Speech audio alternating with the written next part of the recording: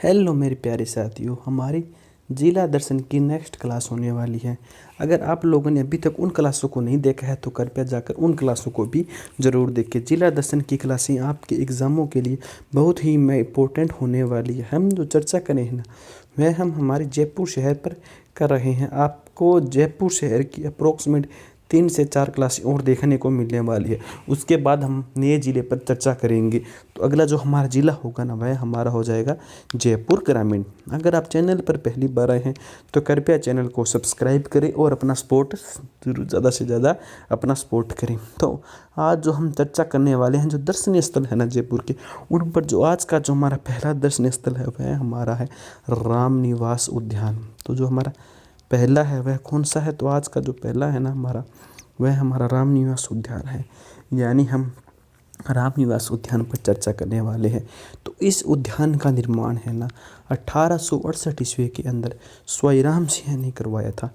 यानी जो हमारा रामनिवास उद्यान है ना, तो रामनिवास उद्यान का निर्माण 1868 ईस्वी के अंदर स्वयं सिंह ने करवाया था। तो आपसे पूछ लिया जाए कि जो हमारा रामनिवास उद्यान है ना, तो रामनिवास उद्यान का निर्माण किसने वह कब कराया? तो सबसे पहले आपको पता होना चाहिए कि इस उद्यान का निर्माण हमारा 1868 ईस्वी के अंदर स्वयं राम सिंह ने करवाया था। यानी राम सिंह ने ही रामनिवास उद्यान का निर्माण करवाया था। कब करवाया था? 1868 ईस्वी के अंदर। कब करवाया? 1868 ईस्वी के अंदर। फिर क्या है, इसकी योग्यता मेजर डी फैकेब ने तैयार की। यानी जो इसकी योजना है ना, जो हमारे रामनिवास उद्यान है, तो आपसे पूछ लिया जाए कि जो रामनिवास उद्यान है ना, उसकी योजना किसने तैयार की? तो इसकी योजना डी फैबेक ने तैयार की थी। यानी जो हमारा रामनिवास उद्यान है ना, तो रामनिवास उद्यान की जो योजना है ना, वह मेजर डी फैबेक ने तैयार की थी। फिर क्या है? फिर है जयपुर नरेश ने इसका निर्माण अकाल राहत कार्य के रूप में करवाया था। यानी जो जयपुर के नरेश थे ना, तो उन्होंने जो इससे है ना उद्यान का निर्माण किस लिए करवाया था? तो इस उद्यान का निर्माण उन्होंने इसका निर्माण अकाल राहत कार्य के रूप में करवाया था। यानी अकाल के समय में उसको राहत प्रदान कराने के लिए इस उद्यान का निर्माण करवाया था। तो यानी जो हमारा रामनिवास उद्यान है ना, वह हमारे लिए बहुत ही इम्पोर्टेंट है। फिर क्या है? इसके अतिरिक्त जयपुर में विश्व वृक्ष उद्यान, अशोक विहार, वनौषधि उद्यान, झालान पार्क, फूलों की घाटी, जल महल पार्क, नेहरू उद्यान, पीकॉक गार्डन आदि उद्यान भी यहाँ स्थित है। तो आपसे पूछ लिया जाए कि जो हमारा रामनिवास उद्यान है ना, इसी के साथ साथ यहाँ पर कौन कौन से अन्य स्थल हैं, तो आपको पता होना चाहिए। इसके साथ साथ आप यहाँ पर एक तो है विश्व वृक्ष उद्यान है, वह यहीं पर स्थित है। उसके बाद जो अशोक विहार है ना, वह यहीं पर स्थित है। उसके बाद जो वनौषधि उद्यान है वही यह वहाँ पर ही है। वो जो अगला है जो झालना पार्क है ना, वही भी यहीं पर है। और जो फूलों की घाटी है ना, वही भी हमारे जयपुर के अंदर है। और जो जल महल पार्क है वह भी हमारे जयपुर सिटी के अंदर है। और जो नेहरू उद्यान है वह भी हमारा जयपुर सिटी के अंदर है। और जो हमारा अगला है पीकॉक गार्डन, वह भी हमारा जयपुर सिटी के अंदर है। तो आपको ये सभी के सभी याद होने चाहिए। तो जो हमारा रामनिवास उद्यान है, तो रामनिवास उद्यान का निर्माण किसने करवाया? वो सबसे इम्पोर्टेंट क्वेश्चन तो हमारा यही बन रहा है यहाँ पर। सबसे पहला और जो सबसे इम्पोर्टेंट क्वेश्चन है ना, वह यही है कि रामनिवास उद्यान है ना, तो रामनिवास उद्यान का निर्माण किसने करवाया था? तो रामनिवास उद्यान का निर्माण तो किसने करवाया था? स्वयं राम सिंह ने करवाया था। कब करवाया था? 1868 के अंदर करवाया था। इसकी योजना किसने तैयार की? इसकी योजना की थी डी फैबेक ने इसकी योजना तैयार की थी। और जो जयपुर नरेश है ना, तो उन्होंने इसका निर्माण किस कारण करवाया था? तो जो इसका निर्माण अकाल राहत कार्य के लिए करवाया था। और इसके अतिरिक्त यानी इसके साथ साथ यहाँ पर और कुछ भी इम्पोर्टेंट है, तो कौन कौन से हैं? तो यहाँ पर इसी के साथ साथ जयपुर के अंदर विश्व वृक्ष उद्यान स्थित है। तो आपसे पूछ लिया जाए कि जो हमारा विश्व वृक्ष उद्यान है वह कहाँ पर है? तो इसका भी आपको पता होना चाहिए कि जो विश्व वृक्ष उद्यान है ना, वह हमारा जयपुर के अंदर है। फिर आपसे पूछ लिया जाए कि अशोक विहार वह कहाँ पर है? तो अशोक विहार भी हमारा जयपुर के अंदर है। फिर आपसे पूछ लिया जाए कि जो होनोस्ती उद्यान है वह कहाँ है, तो वह भी हमारा जयपुर के अंदर है। फिर आपसे पूछ लिया कि जालना पार्क कहाँ है, तो वह भी हमारा जयपुर के अंदर है। फिर फूलों की घाटी कहाँ है, तो फूलों की घाटी भी हमारी जल महल के अंदर है। फूलों की घाटी भी हमारे जयपुर के अंदर स्थित है। यानी फिर पूछ ले कि जो जल महल पार्क है वह कहाँ है, तो वह भी हमारा जयपुर के अंदर है। फिर पूछ लिया जाए कि जो नेहरू उद्यान है तो वह कहाँ पर है, तो वह भी हमारा जयपुर के अंदर है। फिर पूछ लिया कि पीकॉक गार्डन कहाँ है, तो पीकॉक गार्डन भी हमारा जयपुर शहर के अंदर है। तो यानी ये जितनी है ना अभी हमने पढ़े हैं, विश्व वृक्ष उद्यान हो गया, अशोक विहार हो गया, वनौषधि उद्यान हो गया, झालान पार्क हो गया, फूलों की घाटी हो गया, जल महल पार्क हो गया, नेहरू उद्यान हो गया, पीकॉक गार्डन हो गया, ये सभी के सभी है ना, ये जितने भी हमारे हैं ना, तो ये सभी हमारे जयपुर शहर के अंदर स्थित है। उसके बाद हम नेक्स्ट आगे चलते हैं। तो आगे जो है ना हमारा वह हमारा है जवाहर कला केंद्र। तो जवाहर कला केंद्र की स्थापना कब हुई? जवाहर कला केंद्र है ना उसकी स्थापना 1993 के अंदर हुई, यानी 1993 के अंदर हुई। तो सबसे पहला तो क्वेश्चन यही बन जाता है कि जो हमारा जवाहर कला केंद्र है ना वह कहाँ है, तो जवाहर कला केंद्र हमारा जयपुर शहर के अंदर है।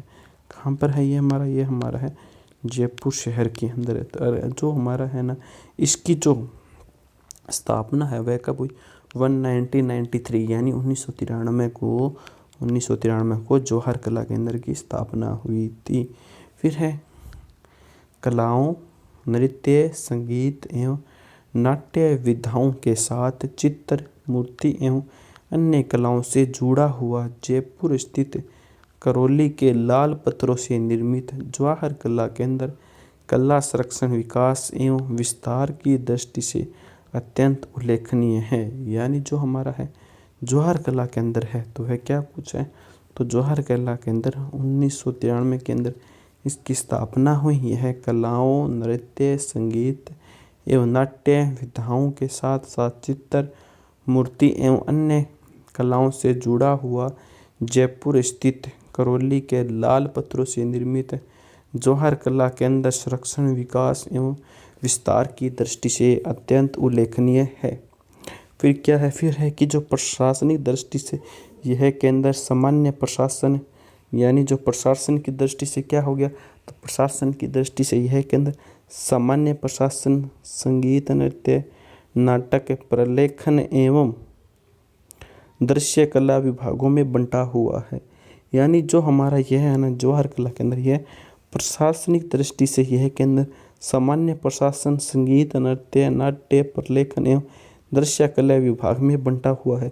जो इसका विस्तार है ना जाए जो आपसे पूछ लीजिए, जो इसका विस्तारक है या जो इसका वास्तुकार है तो वह चार्ल्स कैरियो रहा है। यानी कि जो हमारा यह जवाहर कला केंद्र है इसका जो वास्तुकार है वह कौन था? इसका वास्तुकार था चार्ल्स कोरिया। यानी चार्ल्स कोरिया इसका क्या था?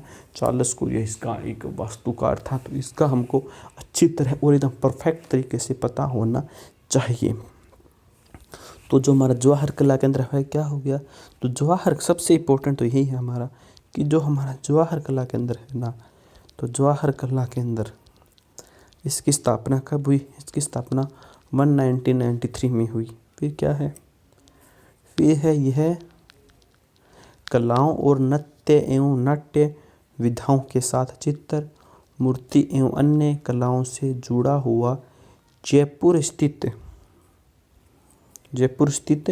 करौली के लाल पत्थरों से निर्मित जवाहर कला केंद्र एवं कला संरक्षण, विकास एवं विकास की दृष्टि से अत्यंत उल्लेखनीय है। यह जो जवाहर कला केंद्र है ना, तो वह क्या हो गया? वह हो गया कि कलाओं, नृत्य, संगीत एवं नाट्य विधाओं के साथ चित्र, मूर्ति एवं अन्य कलाकारों से जुड़ा हुआ जयपुर स्थित करौली के लाल पत्थरों से निर्मित जवाहर कला केंद्र कला संरक्षण, विकास एवं विस्तार की दृष्टि से अत्यंत उल्लेखनीय है। फिर प्रशासनिक दृष्टि से यह केंद्र सामान्य प्रशासन, संगीत, नृत्य, नाट्य, प्रलेखन एवं दृश्य कला विभाग में बंटा हुआ है। इसका वास्तुकार चार्ल्स कोरिया रहा है। उसके बाद हम नेक्स्ट चलते हैं। आगे हमारा कौन सा हो गया, आगे हमारा हो गया गणगौर महोत्सव। गणगौर महोत्सव क्या कुछ है, क्या इसके बारे में है, तो इसका भी हमको पता होना चाहिए। तो जो गणगौर महोत्सव है ना, सबसे पहले तो यही हो जाए कि गणगौर महोत्सव कहाँ मनाया जाता है, तो है जयपुर का हो गया। फिर गणगौर महोत्सव राजस्थान में मनाए जाने वाले उत्सव में सबसे प्रमुख स्थान रखता है। यानी जो हमारा गणगौर महोत्सव है ना, तो यह राजस्थान में मनाए जाने वाले उत्सव हैं, जितने भी उत्सव हैं ना, उनमें जो सबसे महत्वपूर्ण स्थान रखता है ना, वह हमारा गणगौर महोत्सव रखता है। यह महोत्सव होली के 15 दिन बाद चैत्र मास के कृष्ण की प्रतिपदा से प्रारंभ होकर चैत्र के शुक्ल पक्ष की तृतीया तक चलता है। अंतिम दिन गणगौर की भव्य शिवारी निकाली जाती है। ऐसी मान्यता है कि गणगौर पूजा करने वाली कुमारी कन्याएं सुयोग्य वर की प्राप्ति की कामना करती है। इस उत्सव के अवसर पर युवतियों द्वारा किया जाने वाला घूमर नृत्य देखने योग्य होता है। तो क्या हो गया हमारा गणगौर महोत्सव। तो जो हमारा गणगौर महोत्सव है ना, तो गणगौर महोत्सव राजस्थान में जो जितने भी उत्सव मनाए जाते हैं ना, उनमें जो महत्वपूर्ण एक हमारा गणगौर महोत्सव भी है। फिर क्या है, यह महोत्सव होली के 15 दिन बाद चैत्र मास के कृष्ण की प्रतिपदा से प्रारंभ होकर चैत्र के शुक्ल पक्ष की तृतीया तक चलता है। अंतिम दिन गणगौर की भव्य सवारी निकाली जाती है। ऐसी मान्यता है कि गणगौर पूजा करने वाली कुंवारी कन्याएं सुयोग्य वर की प्राप्ति की कामना करती है। इस उत्सव के अवसर पर युवतियों द्वारा किए जाने वाला घूमर नृत्य देखने योग्य होता है। तो यह भी हमारे लिए, तो जो हमारा गणगौर महोत्सव है ना, तो गणगौर महोत्सव हमारा राजस्थान का प्रसिद्ध है। और राजस्थान के अंदर कहाँ का प्रसिद्ध है, तो राजस्थान के अंदर हमारा जयपुर का जो गणगौर महोत्सव है ना, वह बहुत फेमस है। यानी गणगौर महोत्सव कहाँ का प्रसिद्ध है, तो जयपुर का हो जाएगा। जयपुर का हमारा गणगौर महोत्सव प्रसिद्ध है। फिर क्या है, तो जो गणगौर महोत्सव है ना, तो राजस्थान के अंदर हमारे जो राजस्थान है, तो राजस्थान के अंदर जितने भी महोत्सव मनाए जाते हैं, उनमें यह गणगौर भी एक महत्वपूर्ण पर्व है। फिर क्या हो गया, फिर यह महोत्सव हमारा होली के 15 दिन बाद, यानी जो हमारा गणगौर महोत्सव, और गाँवों में लोग, गाँव के अंदर इसे गौर के नाम से भी जाना जाता है। यानी शहर में तो इसको गणगौर प्रॉपर नाम से लेते हैं, और गाँव के अंदर इसको गौर के नाम से भी जाना जाता है। अगर आप गांव में निवास करते हो तो अपनी गौर जरूर सुनिए कि गौर आने वाली है। तो यह जो महोत्सव है ना, यह होली के 15 दिन बाद, यानी यह हमारा जो महोत्सव है ना, यह हमारा होली के 15 दिन बाद चैत्र मास के, यानी चैत महीने के चैत माह की कृष्ण की प्रतिपदा से प्रारंभ होकर, यानी चैत माह की कृष्ण प्रतिपदा से प्रारंभ होकर चैत के, यानी चैत्र माह के शुक्ल पक्ष की तृतीया तक यह त्योहार चलता है।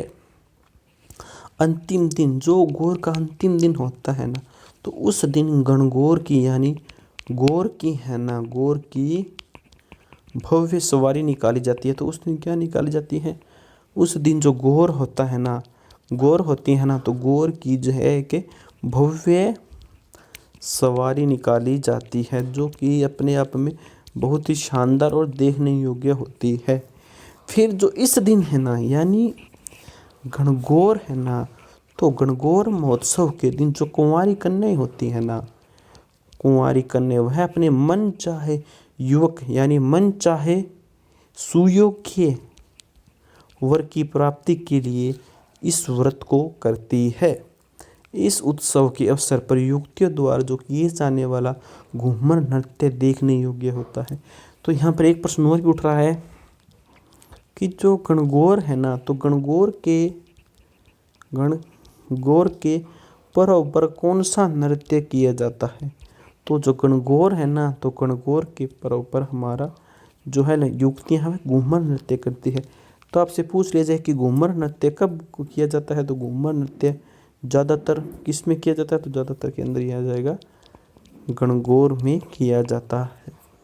उसके बाद अगला है हमारा जो जयपुर कथक घराना है ना, वह हो जाएगा।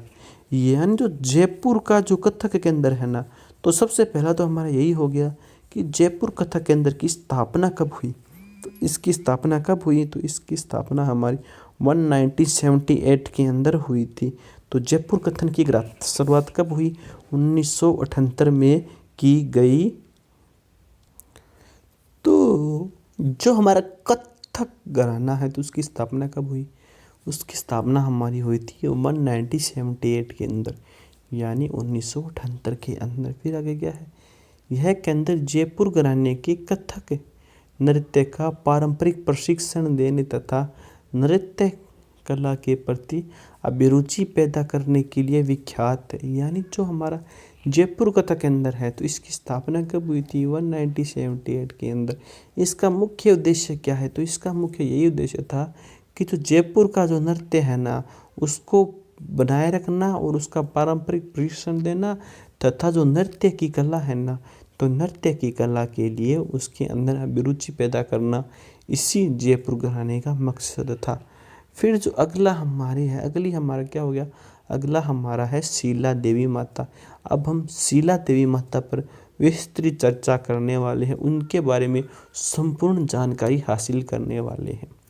तो क्या हो जाएगा, आमेर के जो जलेब चौक है ना, तो जलेब चौक के अंदर जो शीला देवी है ना, उनका मंदिर बना हुआ है। तो सबसे पहला तो क्वेश्चन हमारा यही हो गया कि जो हमारी शीला देवी है, तो शीला देवी का मंदिर कहाँ पर बना हुआ है, तो शीला देवी का मंदिर आमेर के अंदर जलेब चौक में शीला देवी का मंदिर बना हुआ है। तो शीला देवी का मंदिर कहाँ है, शीला देवी का मंदिर आमेर में जलेब चौक के अंदर शीला देवी माता का मंदिर है। उसके बाद है मानसिंह प्रथम राजा केदार को हराकर यह मूर्ति आमेर लाए थे। यानी जो हमारे मानसिंह प्रथम थे ना, तो मानसिंह प्रथम जो राजा केदार थे ना, तो उनको हराया था और यह मूर्ति भी आमेर लाए थे। फिर क्या, यहाँ पर चैत्र के अश्विन नवरात्रों में मेला लगता है।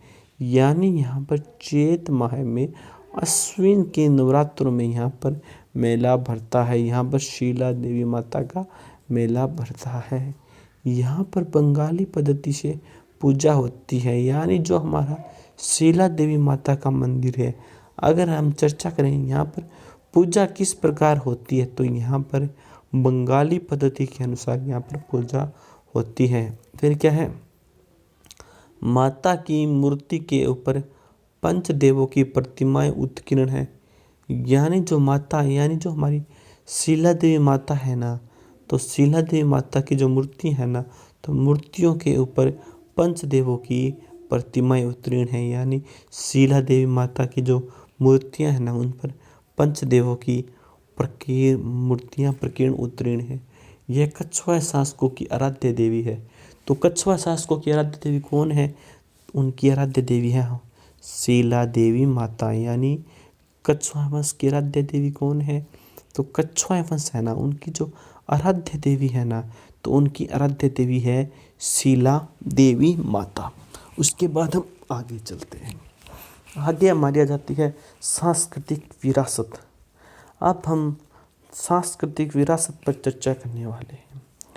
तो जो जयपुर है ना, तो जयपुर की जो सांस्कृतिक जो विरासत है ना, उसका भी हमको पता होना चाहिए। तो सबसे पहला हो गया तमाशा लोक नाट्य जयपुर में प्रचलित हैं। तो सबसे पहले तो हमारा यही हो गया कि जो तमाशा लोक नाट्य है वह कहाँ पर प्रचलित है, तो वह है जयपुर के अंदर। यानी तमाशा लोक नाट्य जयपुर के अंदर प्रचलित है। फिर है यह परंपरा प्रताप सिंह के समय प्रारंभ हुई। यानी यह जो परंपरा है, यानी जो तमाशा लोक नाट्य है ना, जो यह परंपरा किसके समय से शुरू हुई, तो यह जो प्रथा है ना, यह परंपरा प्रताप सिंह थे ना, तो प्रताप सिंह के समय प्रारंभ हुई थी। फिर क्या है, यह जयपुरी ख्याल और ध्रुपद गायिका का मिश्रित स्वरूप है। यानी यह है ना जो यह हमारी जो तमाशा लोक प्रथा है ना, लोक नाट्य है ना, तो यह जयपुरी ख्याल और ध्रुपद गायिका का मिश्रित स्वरूप है। तो जो हमारी सांस्कृतिक विरासत है ना, तो उसके अंदर जो हमारा तमाशा लोक नाट्य है ना, वह हमारा जयपुर में प्रचलित है। तो सबसे पहला तो हमारा ये क्वेश्चन उठ रहा है कि जो हमारा जो तमाशा लोक नाट्य है वह कहाँ पर प्रसिद्ध है। तो उसका आप क्या आंसर दोगे। जो तमाशा लोक नाट्य है ना, वह जयपुर का प्रसिद्ध कहाँ का हो जाएगा, जयपुर। यह तमाशा लोक नाट्य कहाँ का प्रचलित है। तो जो हमारा तमाशा लोक नाट्य है हमारा जयपुर का प्रचलित है। तो आपको यह पता होना चाहिए। तो तमाशा लोक नाट्य कहाँ का है, तो तमाशा लोक नाट्य जयपुर का प्रसिद्ध है। फिर क्या है, यह परंपरा प्रताप सिंह के समय से प्रारंभ हुई थी। यानी कि जो हमारी तमाशा लोक नाट्य परंपरा है ना, वह कब से शुरू हुई थी। तो यह परंपरा जो प्रताप सिंह थे ना, तो प्रताप सिंह के समय से ही यह परंपरा प्रारंभ हुई थी। यह जयपुरी ख्याल एवं ध्रुपद गायकी का मिश्रित स्वरूप है। यानी जो हमारी यह प्रथा है ना, यानी जो हमारा तमाशा लोक नाट्य है ना, तो यह एक तो जयपुरी ख्याल हो गया, और जो ध्रुपद गायिका है ना, तो उसका मिश्रित यह स्वरूप है। फिर क्या है, इसके प्रवर्तक पंडित वंशीधर भट्ट थे। यानी जो तमाशा लोक नाट्य है ना, तो उसके प्रवर्तक कौन थे, तो उसके प्रवर्तक पंडित वंशीधर भट्ट थे। फिर क्या है, जो इस लोक नाट्य में महिला पात्रों की भूमिका महिला स्वयं निभाती थी। यानी जो हमारा जो तमाशा लोक नाट्य है ना, उसके अंदर जो महिला पात्र होती है ना, तो महिला पात्रों की जो भूमिका है ना, वह महिला ही निभाती है। यानी आपसे पूछ लिया जाए कि जो लोक नाट्य है तमाशा लोक नाट्य है, तो इसके अंदर जो महिला पात्र होती है ना, तो उनकी भूमिका महिला ही स्वयं निभाती है। फिर क्या है, यह लोक नाट्य महाराष्ट्र से स्वामी प्रताप सिंह के काल में राजस्थान आया। यानी जो यह लोक नाट्य है ना, तमाशा लोक नाट्य है, तो यह लोक नाट्य क्या है, महाराष्ट्र के जो स्वामी प्रताप सिंह थे ना, तो स्वामी प्रताप सिंह काल में राजस्थान आया था। यानी जो यह लोक नाट्य है ना, यह महाराष्ट्र का लोक नाट्य है, और यह महाराष्ट्र से स्वामी प्रताप सिंह के काल के अंदर राजस्थान आया था। फिर क्या है, जो तमाशा को खुले मंच पर आयोजित किया जाता है, जिसे अखाड़ा कहते हैं। तो जो तमाशा लोक नाट्य है ना, तो तमाशा को लोक नाट्य को जो खुला मंच होता है ना, तो उसको खुले मंच पर आयोजित किया जाता है, जिसे क्या कहते हैं, जिसे अखाड़ा नाम से जाना जाता है। जिसे क्या कहते हैं, जिसे अखाड़ा भी कहते हैं। फिर जो हमारा नेक्स्ट है वह हमारा है कथक। तो कथक का जो प्राचीन घराना है वह कहाँ पर है, तो आपने भी पढ़ा था, जयपुर के अंदर है। तो जो हमारा कथक है, तो कथक जयपुर घराना सबसे प्राचीन घराना यही है। यानी जो कथक है ना, तो कथक का जो प्राचीन घराना है ना, वह जयपुर घराना है। इसके प्रवर्तक कौन थे, यह जो कथक घराना था ना, इसके प्रवर्तक कौन थे, तो इसके प्रवर्तक थे भानुजी। और यह राजस्थान का एकमात्र शास्त्रीय नृत्य भी है। यानी जो हमारा कथक है ना, तो कथक राजस्थान का एकमात्र शास्त्रीय नृत्य है। कथक का प्रचलित घराना लखनऊ है।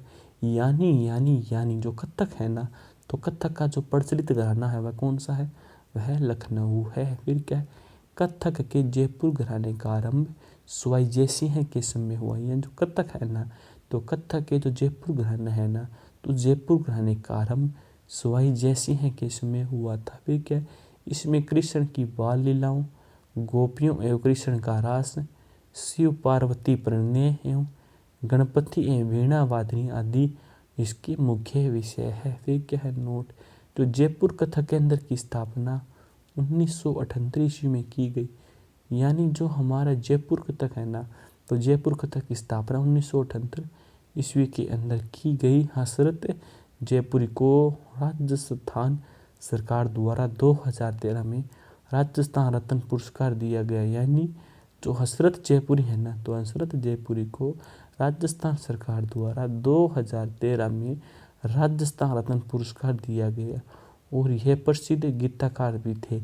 जो क्या थे? जो एक प्रसिद्ध गीतकार थे। तो आज की वीडियो हमारी यहीं पर समाप्त होती है। जय हिंद, जय भारत।